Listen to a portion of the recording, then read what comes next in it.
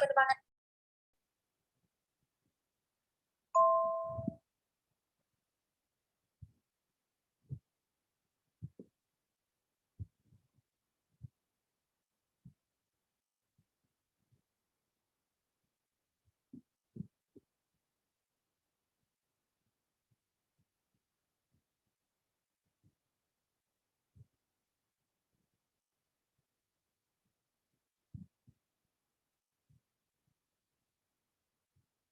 Crying all alone, looking at the stars above, searching for a blast for what they call a love. Beaten by the rain, I'm still the same. Tickled by the wind, I feel the pain. Memories meant to be a misery. So don't hesitate, you got nothing to be said. Take your promises and stay. Tomorrow, so far away. Tomorrow, so far away. Tomorrow, so far away from me and you. Tomorrow, so far away. Tomorrow, so far away. Tomorrow, so far away from me and you. That is what I've been thinking about yesterday. All the wounds inside seems to fade away. Beaten by the rain, I'm still the same. Tickled by the wind, I feel the pain. Memories meant to be a misery.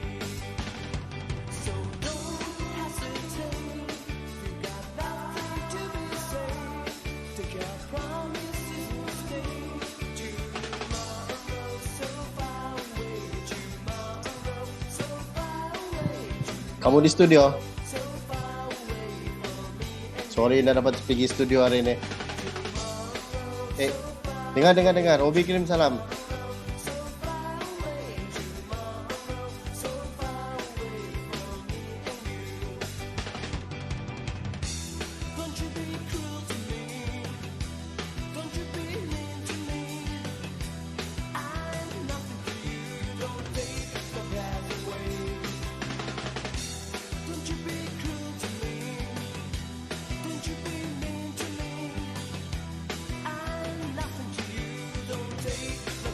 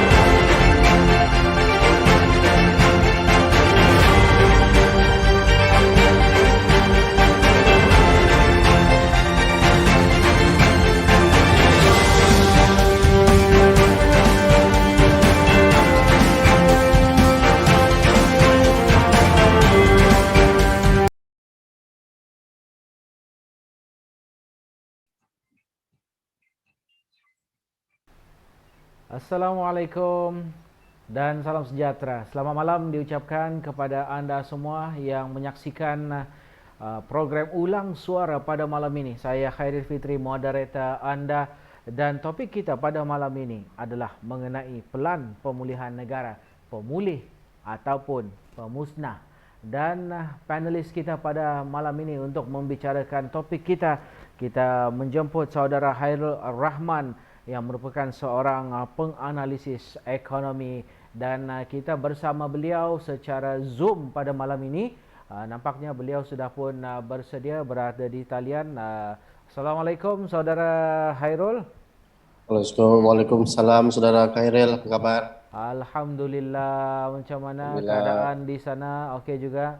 Okey, sini okey. Minta maaf tidak dapat hadir ke studio pada malam ini atas Okey, endak apa. Endak apa. Yang penting saudara Hairul berada dalam keadaan sihat-sihat sejahtera Alhamdulillah.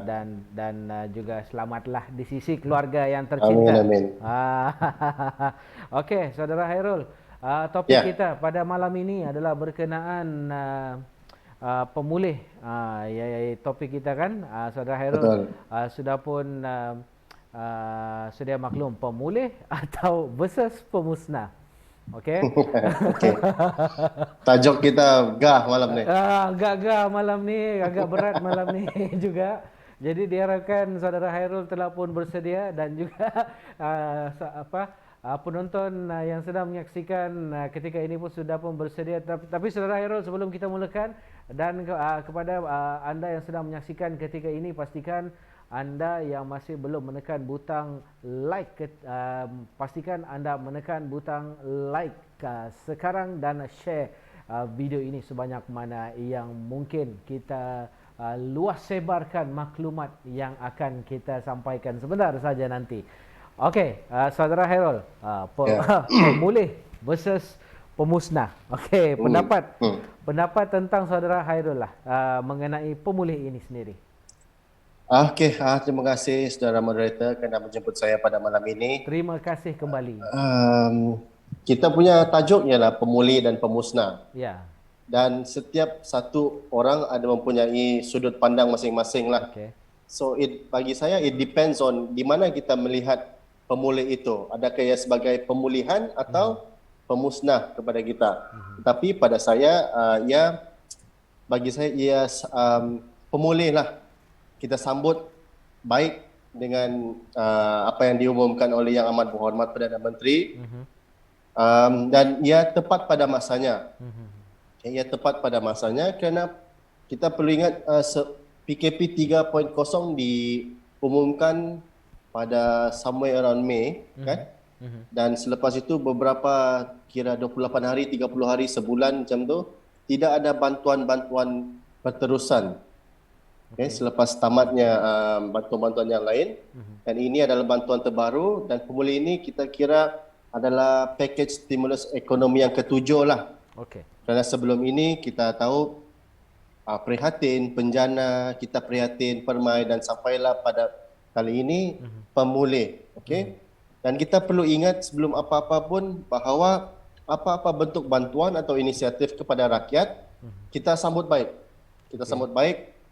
Dan kita perlu ingat juga bahawa apa-apa bentuk bantuan itu dan inisiatif itu adalah berprinsipnya untuk mengurangkan beban dan bukan untuk penyelesaian masalah secara terus. Okay, kita mengurangkan beban. Dan kita nampak bahawa apa yang diumumkan oleh pemulih ini, oleh Yang Amat Berhormat Perdana Menteri, ya nilainya 150 bilion. Okay, dan 10 bilion adalah suntikan terus fiskal kepada rakyat. Okay, dan orang akan cakaplah yang macam kita katakan tadi, kita sisi pandang mana kita, pemulih atau pemusnah. Ada yang katakan 10 bilion sahaja untuk rakyat. Ada yang sebelah sini pula cakap alhamdulillah 10 bilion daripada kosong. Jadi kita kena ingatkan balik bahawa apa-apa bentuk bantuan untuk rakyat kita harus terima baik, dan juga ia adalah untuk bukan menyelesaikan masalah secara terus, tetapi untuk mengurangkan beban.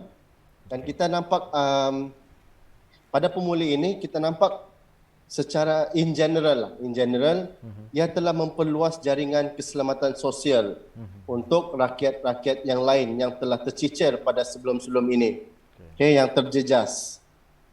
Okey. So, pada saya, pemulihan sesuatu yang bagus dan tepat pada masanya. Okey, saudara Hairul. Adakah pemulih mencukupi dan langkah yang tepat untuk membantu rakyat ni, untuk membantu rakyat, dan adakah benar-benar dapat membantu rakyat? Yang kita lihat ada 3 soalan ya. Okey. Ha. Tapi kita in general kita satu sekalikan Ya. bahawa pemulih ini ia dapat membantu rakyat. Kerana apa? Kita ada inisiatif suntikan terus kepada rakyat. Okey, seperti BPR. Okey. Kita BPN ya, yang kita akan dapat selama beberapa bulan 500. Dan kita juga nampak antara inisiatif ialah yang kita antaranya moratorium, iCitra, okey, dan banyak lagi digitalisasi usahawan mikro, juga geran kepada prasekolah, okey. Yang kita kena lihat the whole thing, bahawa ia mencukupi, dia komprehensif dan juga dia tepat pada masanya. Alright. Begitu juga kita cakap tadi cukup atau tidak kan? Sebenarnya pendapat peribadi saya, I was expecting more daripada 150 bilion. Okay. Tetapi saya pada pendapat peribadi pula, saya berpendapat bahawa kerajaan sedang menyusun satu lagi, last but not least, yang the best package stimulus yang saya rasakan selepas habis pemulih ini, mungkin bulan 12, mungkin bulan 1, itulah last inisiatif atau bantuan rakyat yang kita punya mengikut fasa PPN kita lah. Kita ada 4 fasa. Jika semua sudah pada fasa 4, saya akan rasa ada satu, orang bilang bom atom lah, bom atom. Okey. Okay, sebab melihat kepada ruang pinjaman negara, kita masih ada ruang untuk kerajaan untuk meminjam. Okay, untuk meminjam, dan untuk meminjam kita bukan untuk apa? Untuk membantu rakyat. Okay, dan itulah saya rasa saya cukup, memang cukup, tapi I was expecting more. Okey. Ya. Okey, saudara Hairul. Okey, daripada 13 langkah pemulih, pada pendapat saudara Hairul, mana satu yang paling ngam dan yang paling tak ngam dimasukkan sebagai pemulih itu?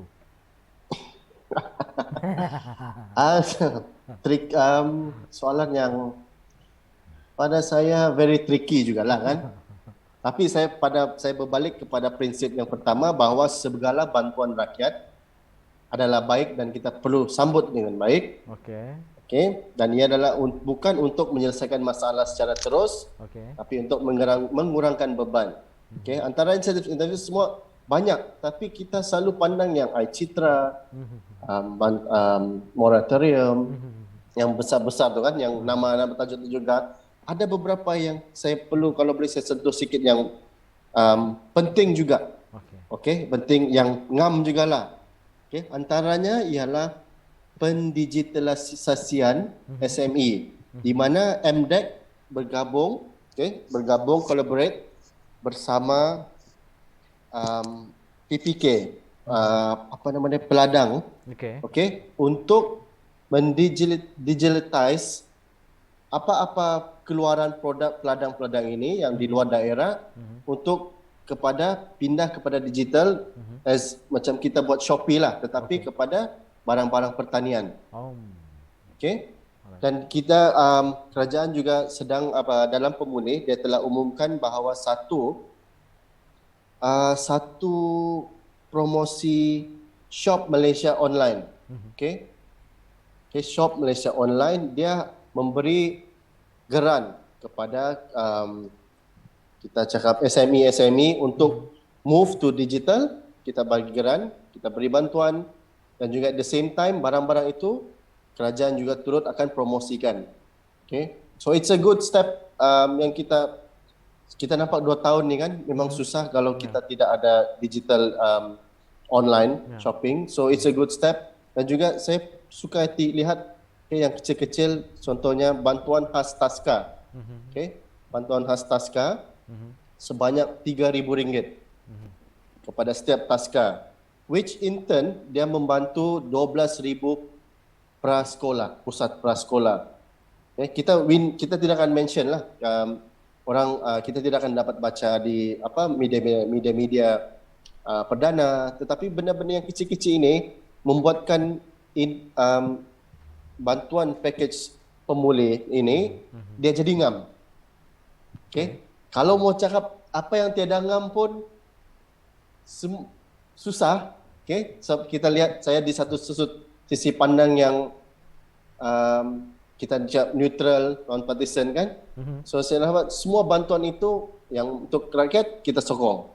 Okay? Tidak ada yang ngam, tapi ada yang boleh diperbaiki. Ada yang boleh diperbaiki.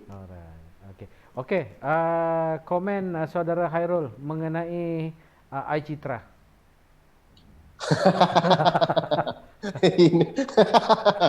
Okey, iCitra. iCitra. Komen kita. Okey, kita berbalik kepada fakta lah kan. Kita jangan politik tu kita letak tepi dulu. Okey, KWSP sebenarnya adalah institusi yang menyediakan faedah persaraan, betul, untuk golongan pekerja lah. Okey, what happen is kenapa kita terjadinya sebelum ini Lestari apa semua. So ada kita berpandangan bahawa bantuan-bantuan fiskal yang terus dari kerajaan itu tidak mencukupi. Sebab kita sudah melalui ini setahun lebih, 2 tahun kan. So sekarang kita bukan lagi fikir tentang apa, kita hanya survival. Kita simpan makanan atas meja, itu saja untuk kita hidup. So iCitra itu kita bilang melengkapi bantuan dari kerajaan. Yes, cuma the timing kita perlu, kalau boleh kita perlu segerakan. Sebab apa? Yang macam kita cakap sebentar tadi, pada PKP 3.0 diumum, sebulan itu kita bantuan tidak masuk. Tetapi kita di dalam rumah, lockdown. So untuk kita esok kan boleh apply tu iCitra, dan bulan 8 Ogos akan masuk. So there's satu blind spot, satu masa yang lama untuk kita tercungap-cungap bantuan ni. Betul. Okay, sebab kita mau keluar cari rezeki tidak boleh. Kita terpaksa duduk rumah dan ada yang berpendapat bahawa bantuan tidak cukup. Okeylah, kita korek sinilah. Pada saya, untuk kita korek satu kali pada hari yang lalu boleh. Tapi untuk korek 2 kali kita kena fikir juga persaraan.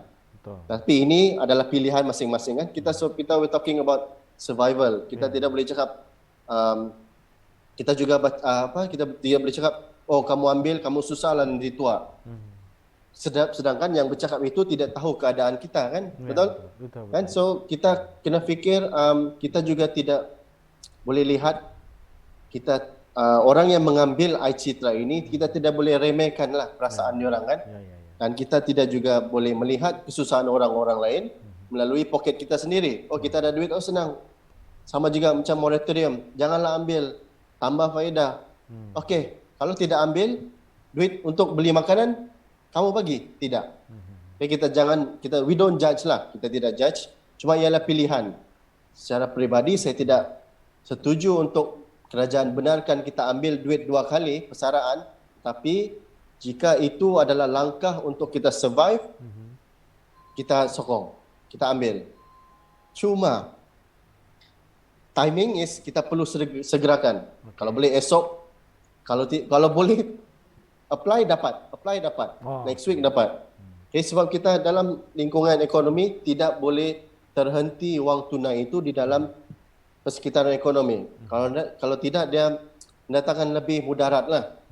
Dan yang kedua, kalau boleh, ini kali 5,000 kan, sebulan 1,000. Kalau boleh kita samakan berbanding yang dulu, 5,000 dan 1,000 sekian untuk 5 bulan seterusnya.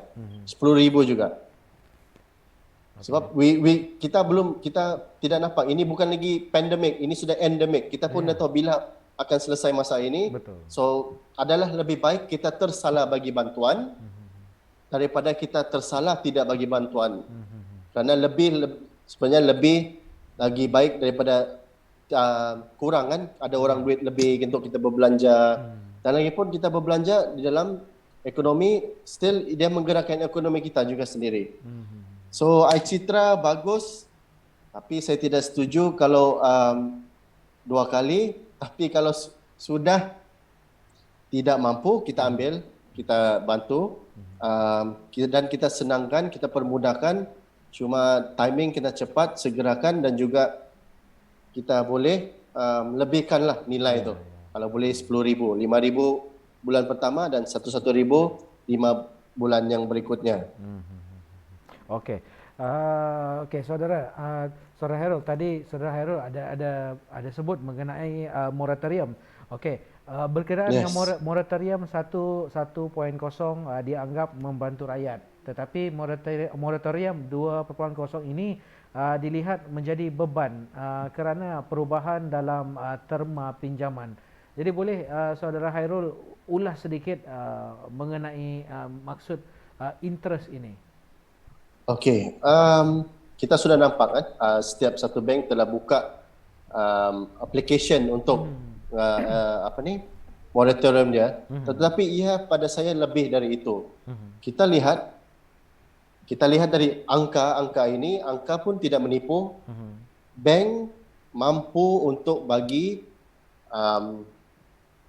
moratorium tanpa faedah. Memang bank kita mampu. Okey, cuma apa yang kita kurang sini ialah that political will untuk beri kepada rakyat. Okey, kerana apa? Bukannya rakyat ni suka-suka tidak mau bayar. Maksudnya kita nak bayarlah kan? Kalau kita mampu kita bayar. Gentlemen kan? Cuma ini kita mau keluar pun tidak boleh, lockdown untuk cari rezeki. Betul. Tetapi kita dipaksa bayar lebih pula. Okey, yang saya nampak ialah soal political will, di mana saya cukup hormat dengan Menteri Kewangan. Okay, saya mengikuti YB Menteri Tengku Zafrul dari dulu. Okay. Cuma itulah saya perasan sekarang, saya berpendapat bahawa golongan-golongan teknokrat dan juga golongan pemimpin politik di jawatan strategik tertentu, dia tidak ada roh dan jiwa politik itu, rakyat itu. Okay, bayangkan kalau dia teknokrat, dia tahu untung, rugi. Tetapi untuk mentadbir negara, kita kena ada fikir juga tentang rakyat. That's why pada saya, dia tidak ada itu roh dan jiwa rakyat. Okay, bayangkan kalau contohlah di Menteri Kewangan itu ialah seorang pemimpin politik. Okay, kita boleh paksa dia melalui parti, melalui ugutan politik. Kau dah bagi, kami dah undi kau. Selesai. Kan? Kita ada itu jiwa roh dia takutlah. Kami tidak kekal relevan. Dia takut jugalah. So kalau orang-orang teknokrat, apa saya peduli? Saya bukan bertanding besok lusa. Saya sudah dapat jadi Menteri Kewangan. High time of my life. Tapi orang-orang politik ini kita perlu. That's why pada saya moratorium ini itu kita perlukan political will.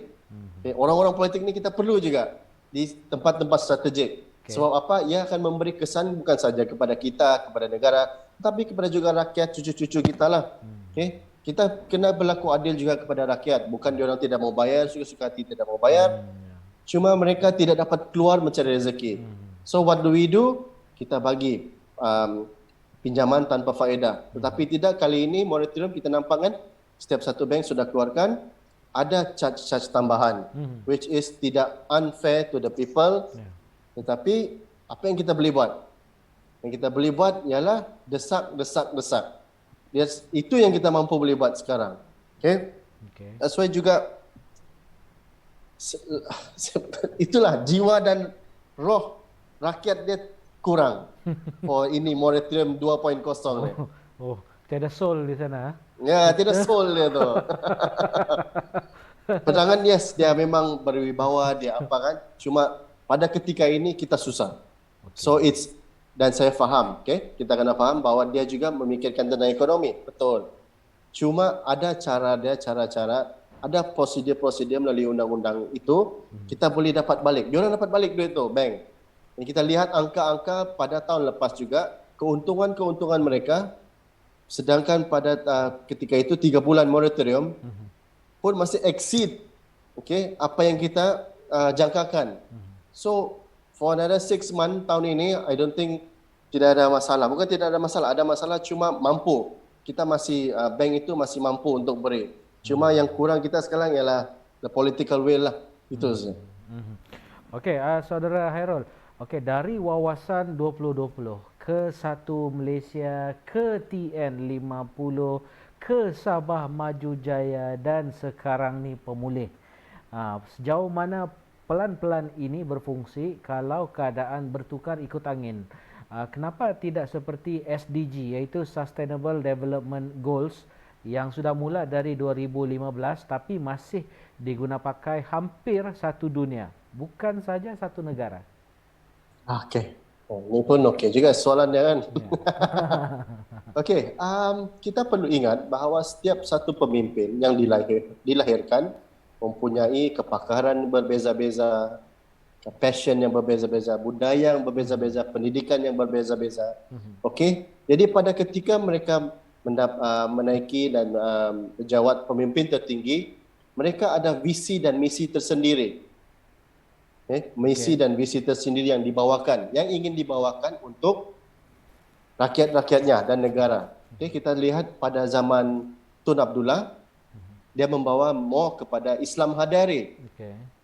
Dia mau Islam, dia itu ekonomi apa semua kan. That is his vision, mission. Dan untuk mencapai itu, dia mengeluarkan program-program tersendiri. Begitu juga kita beralih ke seterusnya, bahawa Busko, Datuk Seri Najib Razak, dia visi dan misi dia adalah menjadikan Malaysia ini a high income nation. Dia mengeluarkan economic transformation program, government transformation program, semua. So, that's why kita perlukan kestabilan lah sebenarnya, kestabilan. Di mana satu pemimpin mampu mencapai dan mampu menjadikan impian, visi dan misi beliau direalisasikan. That's why kita tengok setiap kali keluar, setiap kali pemimpin baru ada visi dan misi yang baru, visi dan misi yang baru. Tetapi kita tidak boleh kita kata sapu rata lah, sebab times is changing, economy is changing, the world is changing. Kita tidak boleh contohnya kalau sekarang pun kita masih ikut Pak La punya Islam hari-hari. Kita tidak mengikut situasi ekonomi, geopolitik kita kan. So it's susah juga kita lah. Ketinggalan juga lah kita. So kita saying TN50. So masing-masing mempunyai visi dan misi sendiri. Dan pada yang untuk pemulih pula, sekarang dia bukan visi dan misi, saya rasa dia bukan visi dan misi Tan Sri Muhyiddin, tetapi dia terpaksa kerana dia mendapat jawatan Perdana Menteri pada satu ketika yang semuanya bergolak, tidak stabil. Dia kena keep on changing. That's why kita kena tengok sudah ada 7 plan pemulihan ekonomi. Daripada prihatin kepada sekarang pemulih. So saya rasa itu adalah short term, bagi saya short term, orang bilang short term solution untuk Tan Sri Muhyiddin, tapi bukan yang dia punya grand punya seperti Tun Abdullah dengan Islam hadari dia lah. That is saya punya pendapat lah. Okey. Saudara Hairul, okey, baru-baru Ya, ini Ketua Pemuda UMNO Malaysia, Dato' Dr. Ashraf Wajdi Dusuki meminta 10 permintaan rakyat untuk tambah baik bantuan rakyat. Okey, diharap izinkan saya untuk baca boleh, boleh, boleh. Yes. ke-10-nya dan minta saudara Hairul untuk kita sama-sama ulaslah ya Boleh, boleh. ke-10 permintaan daripada Ketua Pemuda UMNO Malaysia ya. Okey, apa Boleh. permintaannya? Yang pertama, segerakan bantuan khas COVID BKC, jangan tunggu bulan Ogos. Itu pun belum ada tarikh bulan Ogos That's right. bagi tujuan pembayaran. Rakyat amat terdesak sekarang. Okey, ada notanya iaitu nilai BKC adalah RM250 untuk M40, RM800 untuk B40, RM1,300 untuk miskin tegar dan RM100 untuk bujang.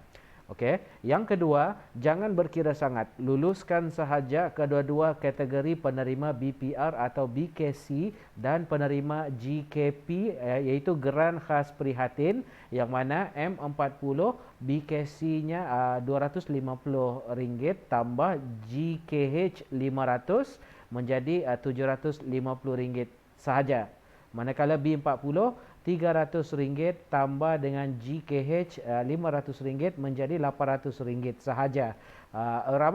Ramai mengadu dinafikan BPR ataupun BKC kerana GKP sedangkan GKP untuk bantu perniagaan terjejas, sedangkan BPR atau BKC lebih kepada keperluan menampung kehidupan diri dan keluarga. Okey. Yang ketiga, permudahkan proses rayuan tanpa perlu banyak dokumen pembuktian pengurangan pendapatan. Karenah birokrasi akan menyusahkan rakyat terutamanya M40 yang hanya menerima RM250. Takut-takut kos nak merayu akhirnya yang tinggal berbaki jika berjaya sekalipun sudah tidak berbaloi. Okey. Yang keempat, LHDN wajar ambil kira data terkini. Ramai di kalangan rakyat terutamanya M40 yang jatuh ke kategori B40 sejak awal tahun ini ketika PKP 2.0 dan makin parah apabila PKP 3.0. Data pembayaran cukai 2020 tidak menggambarkan realiti sebenar keadaan majoriti rakyat. Okey. Yang kelima, kerajaan wajar menambah suntikan fiskal dengan meningkatkan jumlah BKC terutamanya untuk M40. Nilai RM250 terlalu sedikit dalam keadaan rakyat sudah sampai ke peringkat terdesak. Dan yang keenam, tambah baik citra dengan dibenarkan pengeluaran secara lamsam berbanding berkala setiap bulan dan kadar lebih tinggi mengikut simpanan pencarum, contohnya RM10,000 atau berkadaran dengan jumlah simpanan dalam akaun KWSP. Yang ketujuh, benarkan akses kepada akaun 1 KWSP dan permudahkan pengeluaran citra tanpa perlu melalui karena birokrasi dalam pengeluaran dan permohonan. Yang ke-8, benarkan akses kepada golongan T20 dan M40 untuk mengeluarkan caruman pada kadar lebih tinggi bagi tujuan melangsaikan komitmen-komitmen seperti hutang akibat daripada pendapatan yang terjejas secara mendadak. Yang ke-9, selaraskan kaedah penawaran moratorium yang dibuat oleh bank-bank dengan tidak mengenakan faedah terakru sehingga rakyat terpaksa membayar kos pinjaman lebih tinggi akibat memilih moratorium. Perluasan juga moratorium kepada agensi kerajaan termasuk LPPSA. Dan yang ke-10, bantuan khas kecemasan untuk peniaga-peniaga kecil yang ramai mula terpaksa gulung tikar akibat PKP 3.0 yang berpanjangan dan tiada berkesudahan. Okey, ini 10 permintaan daripada Ketua Pemuda UMNO Malaysia. Okey. Nampaknya agak berat permintaan ini tapi mungkin tapi mungkin kita boleh ulas sedikitlah kan permintaan. Jadi macam mana saudara Hairul permintaan daripada Ketua Pemuda UMNO ini? Lebih-lebih lagi. Okey, silakan. Kalau kita ikuti latar belakang Ketua Pemuda UMNO Malaysia, Dr. Ashraf, Ya. dia memang pakar. Perbankan kewangan Islam, dia memang pakar. So apa yang dikatakan itu mempunyai isi. Okey. Sebab he's been there, he's done that. Dia memang pakar. Okey. Okay? Dan apa yang dituntut itu semua saya setuju. Okey. Memang untuk rakyat. Okay? Anything rakyat kita sokong. Okey. Okay? Sebab apa? Pada saya rating setiap tahun setiap negara akan dikeluarkan rating AAA, PBB, CCC, okay? Mengikut dia punya KDNK, mengikut dia punya kadar keberhutangan semua. Rating kita tolak tepi. Kita tidak mau tahu, rakyat tidak tahu mau kita ni C ke D ke F, we don't want to know. Yang kami tahu kau adalah rakyat, kau adalah kerajaan, kamu adalah kerajaan, dan prinsip kerajaan itu adalah membantu rakyat dan bukan mengira untung rugi. Okay, apa yang disebutkan setiap satu, macam tadi kita cakap bujang hanya dapat 100. Ya. For this month until sampai bulan berapa? Ah, Okey, kita pernah jadi bujang. ya betul. Kita punya minyak saja sudah 50. Ya betul. Kredit saja 50 dulu. Makan, minum, girlfriend lagi. Okey, itu yang kita katakan bahawa kita berpandangan bahawa bantuan fiskal suntikan terus yang dari kerajaan direct kepada rakyat, bukan yang melalui moratorium, itu bukan suntikan fiskal. Okey. Bukan kita cakap kalau mengikut prinsip juga kaedah Citra Lestari adalah bukan bantuan kerajaan. That is our money. Ya. Cuma kita hanya dikawal oleh kerajaan. Ya, ya. Saya cakap tidak kita mau ulas apa yang 10 tuntutan itu kita setuju. Because dia memang pakar, kita tahu dia pakar dan apa yang dia minta itu mempunyai rasional yang tersendiri. Bahawa kita mahukan rakyat-rakyat kita di dalam masa yang tidak serba-serbi, tidak ketentuan ini tenang. Bila kita tenang, kita stabil. Bagi rakyat senang. Kau mau kami duduk 2 tahun, 3 tahun, 10 tahun di rumah, boleh. Tetapi bantuan itu harus cukup dan ada. Kan? Okey. Kebanyakan kita keluar untuk apa? Untuk cari rezeki. Okay, orang kilang kan, tengok kerja kilang, saya tahu risikonya tinggi tetapi still I have to put food on the table. Saya keluar kerja. Kau mau kita duduk rumah boleh. 1 tahun kita duduk rumah. Ini 2 tahun kita duduk rumah. Tapi bantuan harus mencukupi dan ada. Okay? Tuntutan itu rasional. Pada saya, ia membawa kita kepada satu kestabilan lah. Kita perlu, the time is, memang sekarang kita perlukan kestabilan. Sebab politik dan ekonomi itu tidak kita mampu pisahkan lah. Ya. Dan ekonomi dan rakyat pula kita tidak boleh pisahkan. So ini 3 kepala ni memang perlukan kestabilan. So bila pemulih itu diumum, ia membawa sedikit kelegaan dan kestabilan. Okay? Dan apa yang dituntut itu semua rasionalnya adalah memberi ketenangan kepada rakyat. Okay? Bukan seperti moratorium, bukan kita tidak mau bayar, bukan rakyat tidak mau bayar, tetapi kita tidak mampu kerana keadaan pandemik, bukan kerana keadaan kita. Okay? Jadi tapi tidak mampu pula kita disuruh untuk bayar faedah tambahan. Okay? That's why banyak pemimpin politik yang pemuda lah, orang muda. Pada saya apa yang dilakukan oleh Ketua Pemuda ini bukan mau apalah kan, tapi dia yang rasional lah. Apa tuntutan-tuntutan dia rasional, berisi, konkret, solid, dan kita lihat apa yang dituntut itu, kalau kita lihat kembali kepada angka-angka bank, angka-angka kerajaan, hutang-hutang kerajaan, kita masih mampu untuk memberi segala tuntutan pertama hingga ke terakhir, kita masih mampu bagi tuntutan tersebut. Kalau kita melihat angka, kita boleh kan bukan melihat cakapan orang kan, sebab angka-angka itu tidak menipu. Angka memang tidak kita boleh tipu dan kita untuk sebagai contoh apa yang diminta, bank mampu dan juga kerajaan juga mampu. Jikalau kita menaikkan kadar keberhutangan kepada 65% kerajaan, untuk 6 bulan saya rasa shouldn't be a problem. Kita mampu. Cuma it goes back to that political will lah. Itu keadaan kita. Apapun yang perlu dijawab sekarang ialah adakah kita mau menyelamatkan ekonomi ataupun menyelamatkan nyawa. Itu yang kita kena tread the line very carefully. Okey. Betul, very very carefully. Sebab adakah ekonomi itu lagi tinggi nilainya daripada nyawa atau sebaliknya. Ya. That's saya punya ulasan lah. Okey. Alright. Okey. Okey.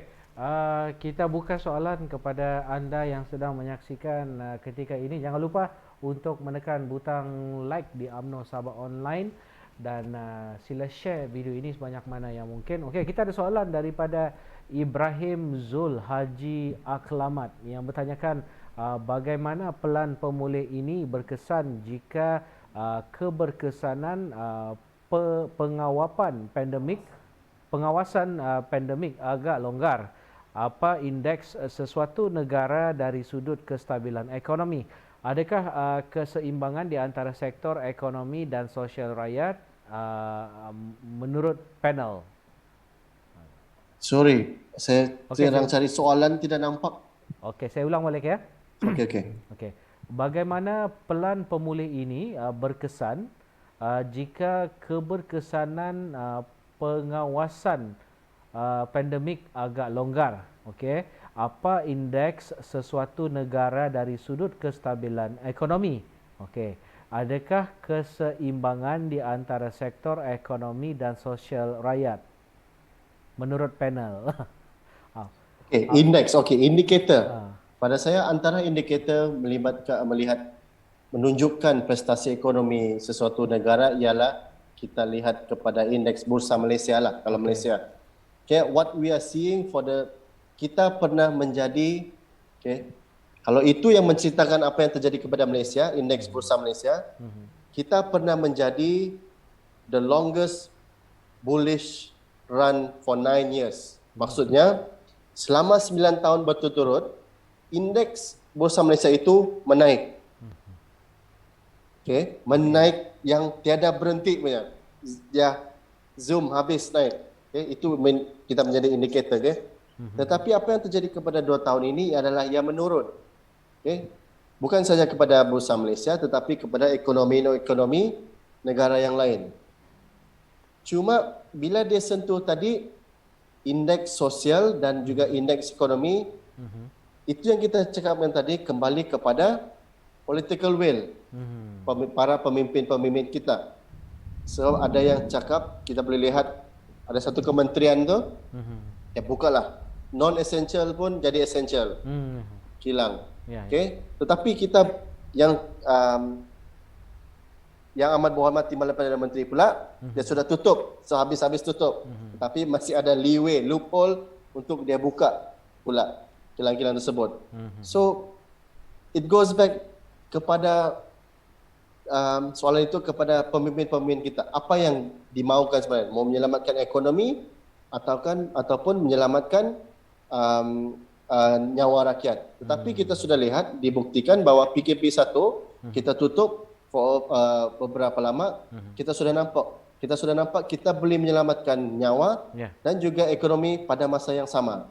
Cuma itulah kita susah mau kali ini kan very messy lah kita cakap. Very messy. Bercelaru. Betul. Betul. Okey, Saudara Hairul, kita teruskan dengan soalan daripada Dayang Sabrina Panggiran Jaafar. Apa komen panelis tentang jumlah M40 yang semakin ramai beralih menjadi B40 selepas hampir 2 tahun pandemik ini?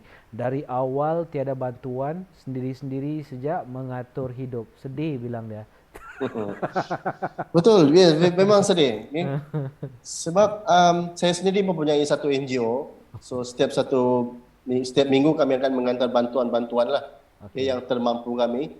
Cuma saya tidak terkejut bahawa most of the M40, so dia bukan lagi pandemik kan, dia sudah menjadi endemic. Kita tidak tahu bila ia akan berakhir. Most M40 akan jatuh kepada B40 perkara yang saya nampak kita sudah tidak boleh cakap tutup mata lah. Memang it will happen, dan most B40 jatuh kepada bankruptcy pun kita akan nampak memang ia akan terjadi. Sebab kita kan kita boleh katakan our sistem kita sudah tidak dapat menyelamatkan. Apa itu sebab saya avid supporter of GST. Kalau kita ada GST dulu, kita semua selamat. Dan bantuan-bantuan inisiatif kita itu kita akan terima yang sekarang, kita akan terima 2-3 kali ganda apa yang kita dapat sekarang. Tetapi kita bukan mau menyalahkan lah sekarang kan, kita cari penyelesaian, tetapi tidak boleh dinafikan kini kita sudah akan ekonomi kita tetap boleh runtuh lah katakan. Dan itulah salah satu petandanya, ialah buktinya M40 jatuh kepada B40, B40 itu juga kepada bankruptcy, muflis lah. So apa yang jahat, GST tidak jahat Yang jahat ialah pemimpin politik yang suka menipu ni lah. That is, pada saya sekarang kita lebih matang, kita lebih rasional, kita lebih inform. Kita harap-harap PRU 15 ni kita pangkah yang betul lah, yang terbaik lah. Yang sewajarnya lah. Yang sewajarnya lah. Inform decision lah. Ya, betul. Betul. Okey, Saudara Hairul, kita mencari lagi sekiranya masih ada lagi soalan. Okey. Kalau tiada lagi soalan, terima kasihlah kita ucapkan kepada Saudara Hairul kerana sudi meluangkan masa di dalam program Ulang Suara ini. Kita berbicara secara santai walaupun agak berat isunya ni. Ya, sangat. Dan sebenarnya 1 jam tidak cukup lah untuk kita ulas satu-satu kan. Betul. Tapi 1 jam okeylah, kita ambil tu je lah. Apapun terima kasih diucapkan kepada saudara. Terima kasih banyak Ulang Suara. Yang telah memberikan sedikit sebanyak informasi lah kepada kita semua yang sedang melihat ketika ini, dan kepada anda di luar sana, jangan lupa untuk menekan butang like dan share video ini seberapa banyak yang mungkin. Dan sebelum kita akhiri program Ulang Suara kita pada malam ini, sekali lagi saya ucapkan terima kasih kepada saudara Hairul. Semoga kita berjumpa di lain masa. InsyaAllah. Cukup handsome saudara Hairul pada malam ini. Sama tuan moderator handsome juga. Selalu kita bertemu di Facebook dia kan. Yes, betul. Ini kali kita jumpa ni ada dekat sikit lah, orang bilang kan. Ya, betul. InsyaAllah kita berjumpa depan-depan lagi nanti kan. Tunggu pandemik ni berakhir lah. InsyaAllah. Okay, amin. Okey, apapun terima kasih kepada anda yang menonton, menyaksikan program Ulang Suara pada malam ini. Baik, sebelum kita akhiri, pada anda di luar sana, pastikan anda terus mematuhi SOP yang telah ditetapkan walau di mana jua anda berada. Dan kepada anda yang masih belum mendaftarkan diri anda untuk dapatkan vaksin, bolehlah berbuat demikian selepas ini dengan memuat naik aplikasi MySejahtera di telefon bimbit anda. Dan kita jumpa di lain masa. Saya Khairil Fitri, moderator anda, dan panelis kita pada malam ini saudara Hairul Rahman. Terima kasih sekali lagi. Kita jumpa lagi di lain masa. Assalamualaikum. Selamat malam.